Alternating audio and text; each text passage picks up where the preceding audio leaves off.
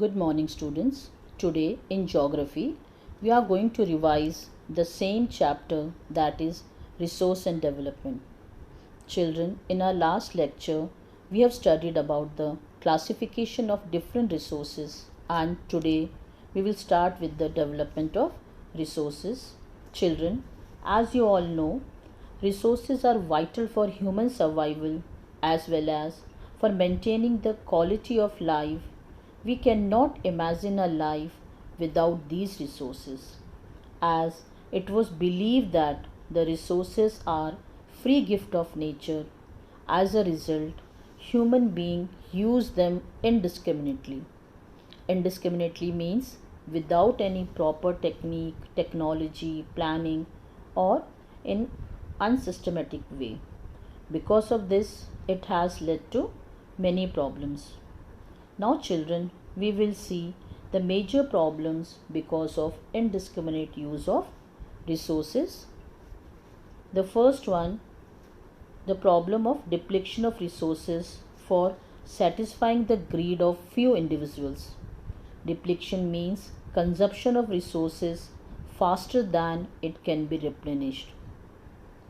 Means for satisfying the greed of few people, we are overusing or we are overutilizing the resources. Then the next one, accumulation of resources in few hands, which in turn divides a society into have and have not, or rich or poor. Because of this, major resource carried by the rich people which make the poor people suffer without any good resource for living. And the next one, global warming. Children, because of this, to maintain the quality of life, global peace and equal distribution of resources has become essential to sustain quality of life. If the present trend of resource depletion by few individuals and countries continues, the future of our planet is in danger. Therefore, resource planning is essential for sustainable existence of all forms of life. Sustainable existence is a component of sustainable development. In order to preserve the earth from the danger of uneven distribution and depletion of resources, several steps have been taken by the international communities. Now, children, sustainable development. Sustainable development refers to the process of economic development where resources are used judiciously to satisfy needs of not only present generation but also to conserve them for the use of future generation. Sustainable development takes place without depleting the present natural resource.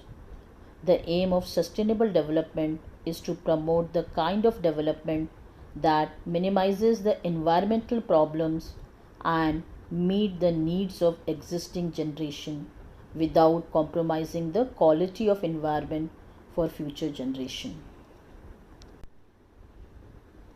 Now, resource planning. Children, planning means a strategy for judicious use of resources.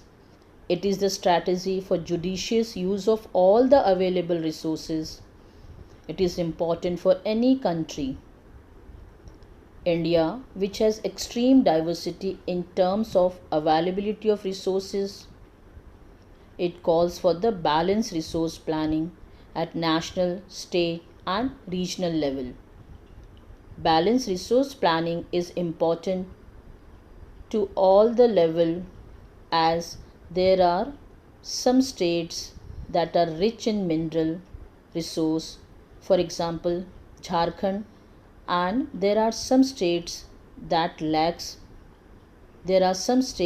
have water in abundance but don't have adequate infrastructure, for example Arunachal Pradesh, and there are some states that lacks water resource, for example Rajasthan. That means, why do we need the resource planning? Because there are some areas which are considered to be self-sufficient in terms of availability of resources, and There are some regions which have acute shortage of some vital resources. Children, the cold desert of Ladakh is relatively isolated from the rest of the country. It has very rich cultural heritage, but it is deficient in water infrastructure, and some vital minerals. That is why the resource planning at the national, state, and regional level is required. Children, the availability of resources is a necessary condition for the development of any region, but mere availability of resource in absence of corresponding changes in technology and institutions may hinder the development. There are many regions in the country that are rich in resources, but these are included in economically backward areas. For example, Jharkhand is rich in mineral resource, but still it is economically backward due to illiteracy, scarcity of agricultural land, lack of small scale industries, disparity in the income among the people. And on the other hand, there are some regions which have poor resources base, but they are economically developed. You can take the example from Mumbai. It is poor in natural resources, it is not but it is economically advanced because of financially hub of India, because it is known as financial hub of India with the greatest amount of local, national, and international trade activities. It has a huge number of industries and very effective transportation system. Now children, resource planning in India. Resource planning is a technique or a skill of proper utilization of resources as the resources are limited and unevenly distributed over the country. Their planning is essential. Resource planning comprises of three stages. The first one is to identify the resources across the region of the country. The method includes surveying, mapping, qualitative and quantitative measurement and estimation of resources. In the second stage, to develop planning structure endowed with appropriate technology, skill, and institutional setup for implementing resource developmental plan. And in the third, to coordinate the resource development plans with the overall national development plans, means matching the resource development plan with the overall national development plan. Now children, conservation of resources are vital for any development activities, but its irrational consumption and overutilization of resource may lead to socio-economic and environmental problems. Planned use of resource in order to meet the present needs and to store a part for future generation is called resource conservation. It is necessary because many resources are non-renewable or exhaustible, means once it is used it cannot be renewed in one's lifetime. Conservation of resource is also necessary because it will help us to reduce wastage, which will help us in the economic progress. Now let's see the Gandhiji's view on the idea of resource conservation. According to Gandhiji, there is enough for everybody's need and not for anybody's greed. Gandhiji was very apt in voicing his concern about resource conservation. He placed the greedy and selfish individuals and exploitative nature of modern technology as a root cause for resource depletion at the global level. He was against the mass production and wanted to replace it with the production by masses.